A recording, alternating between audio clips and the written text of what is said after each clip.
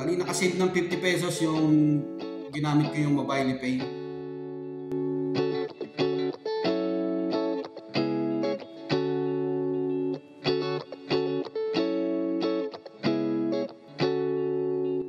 Yo, what's up mga kabayan? Welcome back sa aking channel, OFW Nonoy. Bali, ang susunod ko pong i-share na video is magre-review po tayo at mag-compare na rin ng mobile wallet dito po Saudi Arabia. Kaya kung nandito po kayo kabayan, Saudi, review po natin STC Pay kontra sa Mobile Pay. Yung simula po yung sa application services nila, exchange rate at saka yung dito, transfer fee, international transfer fee. Ito pong review ko based lang po yung sa experience ko. Kasi nung nagpadala ako sa Mobile Pay, nakasave po ako ng 50 pesos sa 500. So, okay, simulan na po natin.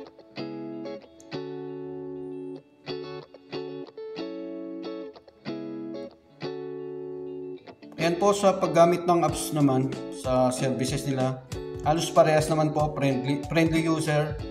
Simula po sa pag-add ng money, pag-add ng beneficiary, ayan, pag-register at pag-verified ng account, halos parehas po.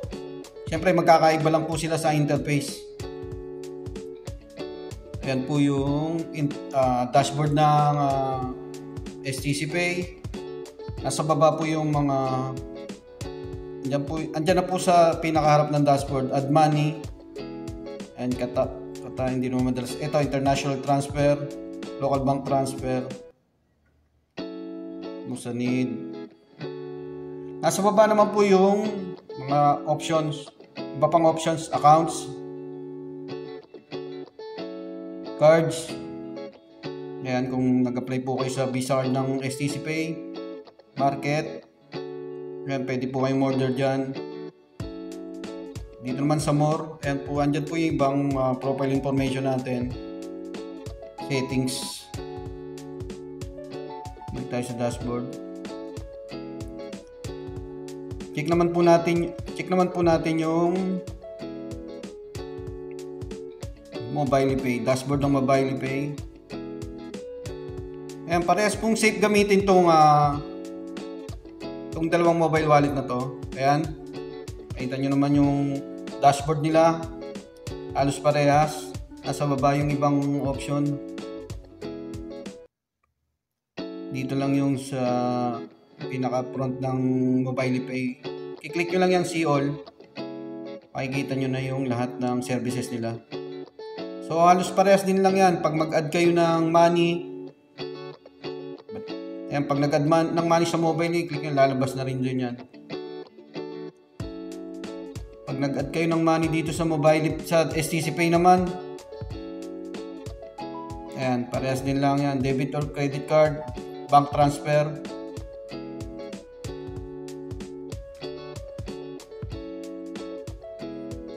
Ganon din sa Mobile Pay, debit or credit card, bank transfer. Naikati naman yung isa sa STC Pay is sa DAD. Ayan, sa DAD.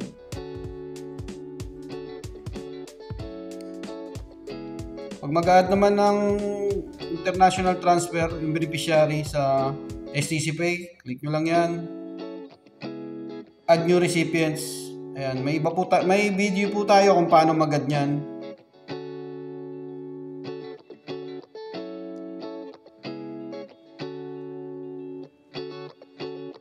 Dito naman po sa Mobile Pay, pag-add naman ng beneficiary, punta kayo ng see all. International transfer, add new receiver. Ayan. Ganun din po dito sa Mobile Pay, may iba po tayong video dito. Ilalagay po natin sa description, isasama po natin.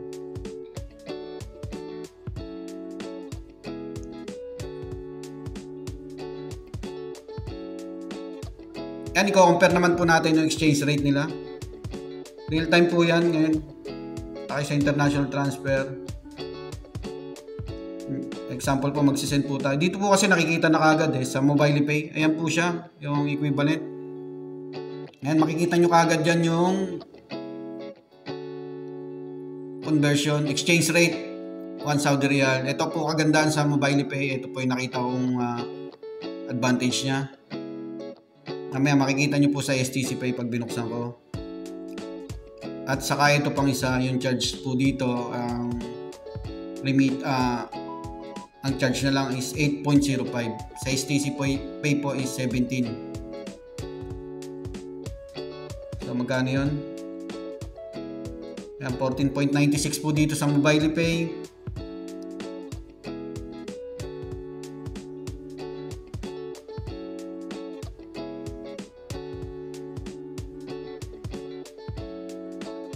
Punta naman po tayo sa international transfer. Yan po yung price estimator nila. Diyan po. Ayan, marami pa po kayong dadaanan. Ito lang yung nakita kong disadvantage naman pag check nyo yung... Kasi pag chinik nyo po sa Google, iba naman po doon. So, direct na tayo dito. Ayan. Mobile wallet. Mobile wallet po yung ano yun natin, GCash. So, ayan.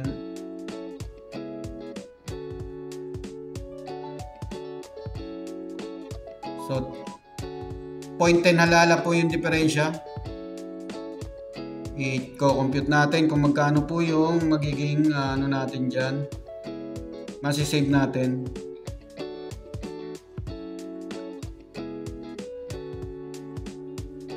So, for example, nagpadala po tayo ng 500 Saudi Riyal.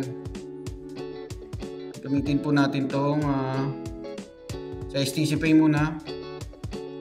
7,430. Tapos saan naman po tayo? Magkano yun? Ulit nga.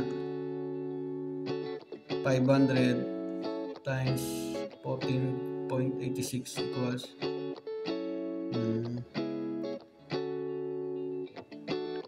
tapos yung sa MobilePay naman 500 times 14.96. So i-minus po natin yung 7,430. Ayan. Lagi po tayong may 50 pesos na ano, hindi naman po siguro palagi, baka pagkano lang halos. Yan, katulad niyan, may 50 pesos po tayo sa 500 na Saudi Riyal na pinadala natin. At saka syempre, nakasave po tayo ng 10 Riyal po pala sa remittance charge. I-check naman po natin yung sa bank transfer nila, international transfer. Sa STC Pay po ito. Ayan, katulad niyan, dahil nyo pa pong dadaanan. Siguro sana ma-update po nila itong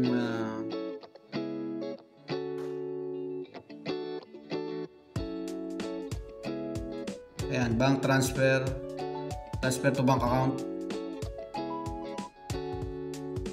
Tingnan natin kung halos parehas din. So 15 Riyal po pag bank transfer. Check po natin sa MobilePay. Pag mag-check naman po kayo dyan sa MobilePay,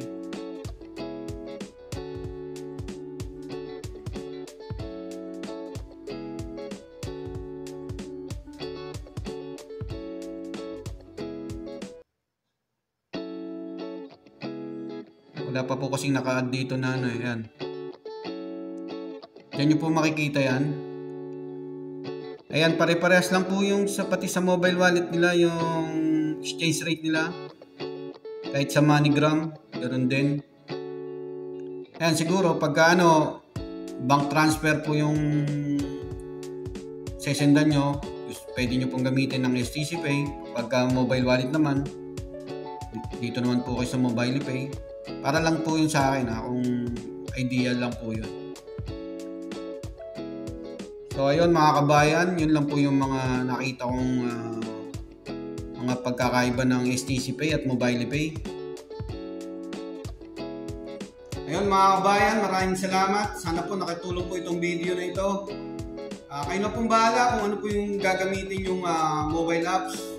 Importante po, safe po yung pinadala yung pera dahil pinaghirapan po natin to. At lagi po kayo mag-iingat sa pag-transfer. siguraduhin niyo po tama lahat. Lagi ko po itong sinasabi. Tama lahat ng details at ng beneficiary niyo or account number. Pakipollow na lang po ako sa aking YouTube channel at Facebook page, OFW Nonoy, at Facebook, Arnel Nonoy Nieva. Maraming salamat.